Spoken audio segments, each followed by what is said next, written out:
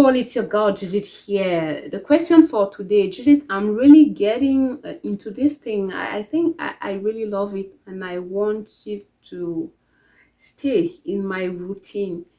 Do you have any tip to help someone like integrate praise into their routine?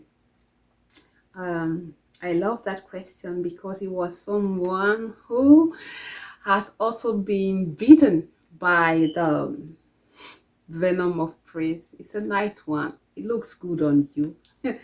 So, how can you implement a routine? When I hear the word routine, it means doing again and again and again. First, you need to sort of decide how often you want to do that. By routine, is it something you want to do daily, weekly, monthly?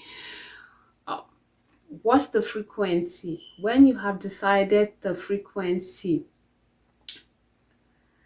attach it to another routine you have. It may sound like I'm repeating the word, but it is intentionally that I'm doing that. For example, if you already have a routine that says when I get up in the morning, I go to run, or when I get up in the morning, what's the first thing I get for myself? A good cup of tea. The idea is to integrate this new thing, this time you're putting aside to praise in that routine. If I take the first example, praising God, um, when is the best time for you to do it? If it's a daily thing, do you put it after your exercise? Do you put it before bed? Do you put it before going to check on kids? When it is wise to attach it to another routine, because the routine you already have, it's already sort of rolling. So you just add it and you try to keep it safe for a month so that it really stick to it. And since we are talking about routine, the power of a routine comes in doing it because your brain knows that okay, after exercise is praise, or before exercise is praise, or after I've put the children to bed, it is praise.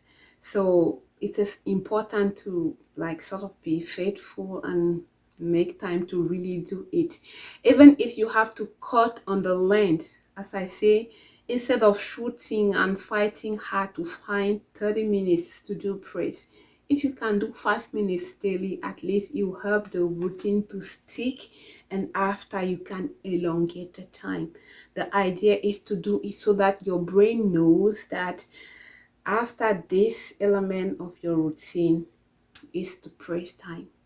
That's my suggestion in terms of God. And same thing, even if it's you want to integrate praise um in a family, or praising others, like praising your neighbor, praising people around you. If you want to do it, to make it a routine, to get intentional, to recognize and appreciate what people do around you.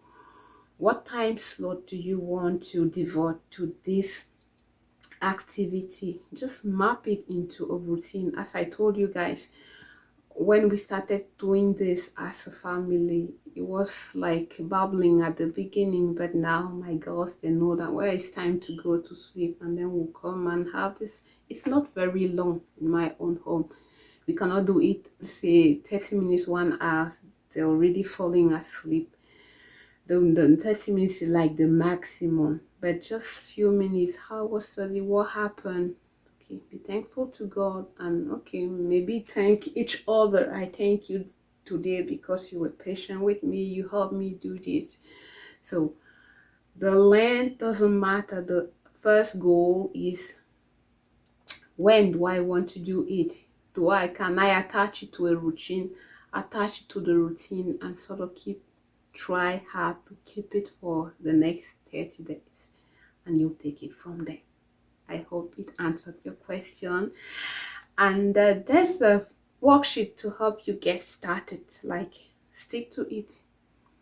Just 1 minute a day or 2 minutes to say, okay, I want to thank God for this, or I want to thank my neighbor, my parents, my family, my father.